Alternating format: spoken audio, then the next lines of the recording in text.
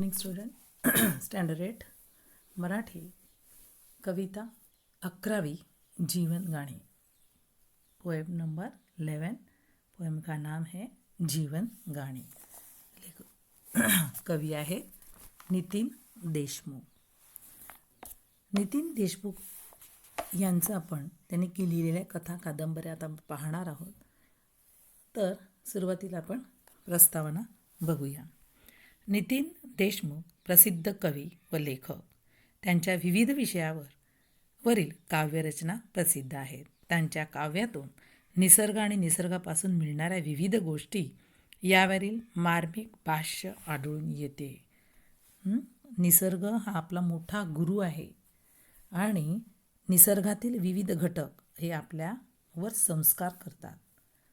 तर कवी नितीन देशमुख यांचं ही काव्यरचना निसर्गावरच आधारित आहे. निसर्गातील विविध घटक आपल्याला काही ना काही मूल्य व संस्कार शिकवत असतात. मूल्य मतलब व्हॅल्यूज.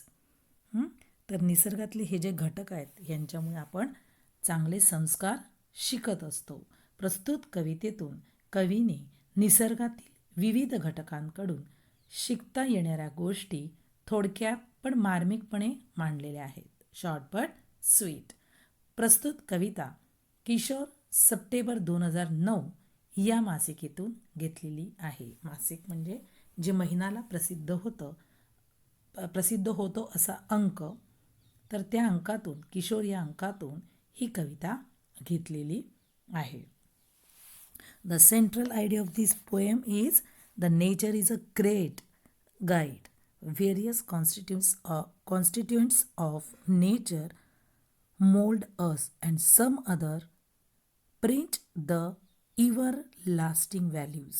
म्हणजे जे घटक जे आहेत निसर्गातले ते विविध घटक आपल्यावर संस्कार करतात आणि काही चिरंतन मूल्याची शिकवण देतात. चिरंतन मूल्य म्हणजे काय? The value of everlasting values. The poet has stored in a poignant word in this poem. या कवितेमध्ये कवीने मर्मभेदी शब्दात त्याचे वर्णन केलेले आहे. बघूया तर कविता. ऐका, वाचा आणि म्हणा. बघूया. पहिला स्टांजा आहे. या सृष्टीचे मंजुळ गाणे. त्याच्याही आधी ही कविता आपण ती कविता सुरू करण्याआधी आपण चित्र बघणार आहोत.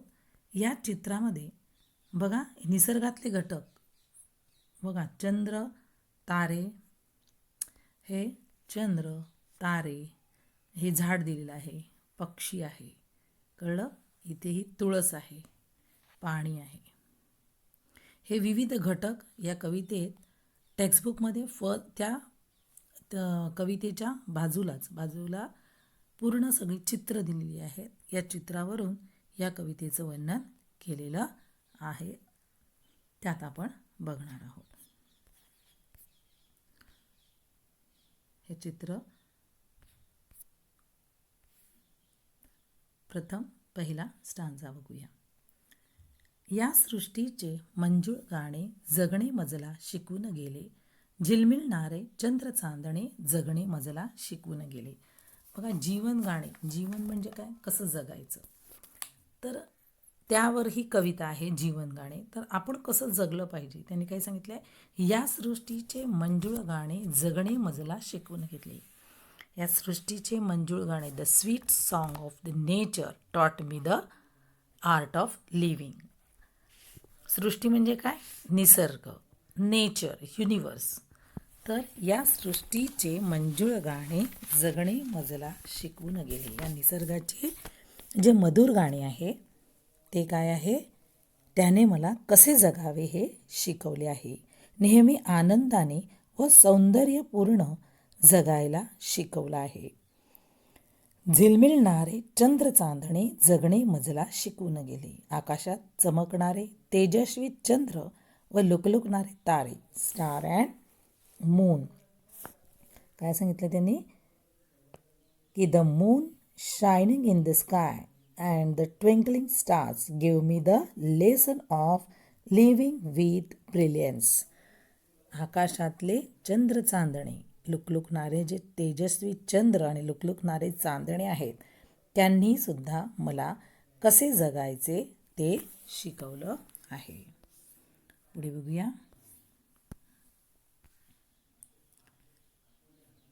Second stanza. भरकटलेल्या जगात नाही संस्काराची जाण कुणाला, तुळशीवरल्या या पणतीचे जगणे मजला शिकवून घेतली. आता लेखक काय म्हणत आहेत? भरकटलेलं म्हणजे काय? तर दिशाहीन झालेलं, वॉन्डर्ड, ड्रिफ्टेड.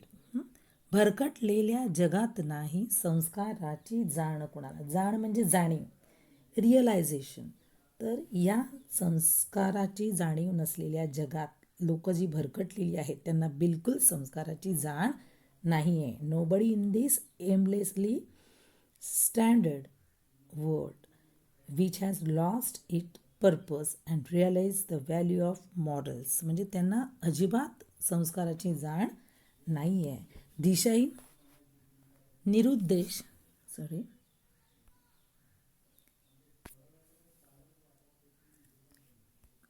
दिशाहीन, निरुद्देश व भरकटलेल्या या जगात संस्काराची कुणाला जाणीवच नाही आहे.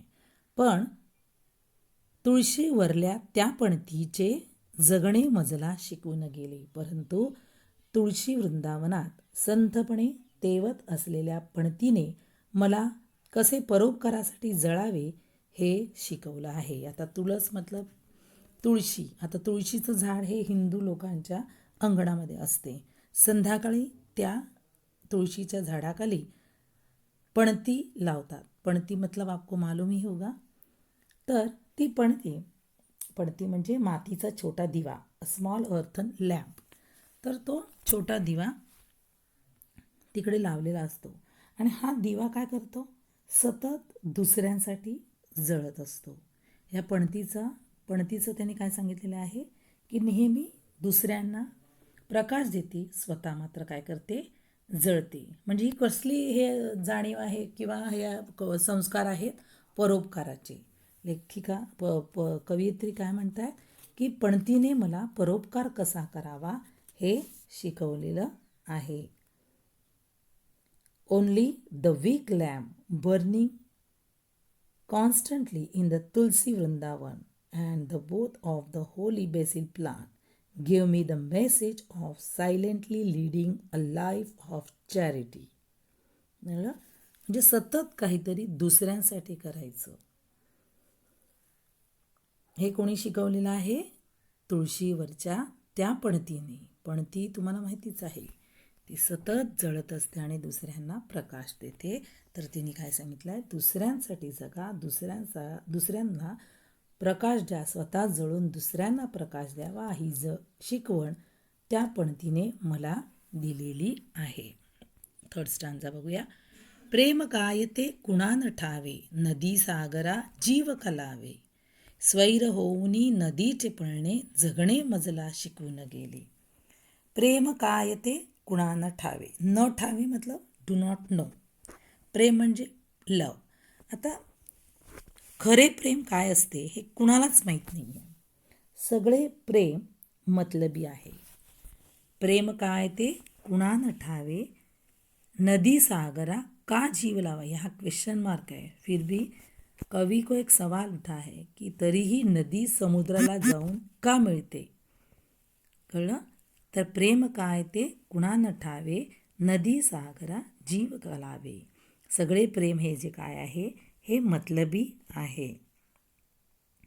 लेखक कवी म्हणतात की सगळे सेल्फिश आहेत, तरीही नदी सागराला जीव का लावत आहे? नदी समुद्रामध्ये का विलीन होत आहे? ती समुद्रावरून जीव ओवाळून टाकते, त्याला समर्पित होते. प्रेमापोटी नदी सागराला मिळण्यासाठी स्वच्छंदी धावत असते. नदी काय करते? सागर को मिलने के लिए. नदीचं पाणी कसं बघा फास्ट वाहत असतं, सतत वाहतच असतं. म्हणजे ती न थांबता, इथे काय सांगायचं आहे? धावत असते न थांबता. ती सागराला मिळण्यासाठी स्वच्छंदी धावते. मला जगायचे कसे, प्रेमात समर्पण कसे करावे हे नदीचे पाणी किंवा नदीचे पळणे जगणे मला शिकवून गेले. जगणे मजला शिकवून गेले. हे स्वच्छंदी मतलब फ्री. कळलं? तर ते स्वच्छंदी होऊन नदीचे जे पळणे आहे ते काय करत आहे, जगणे मजला शिकवून गेले.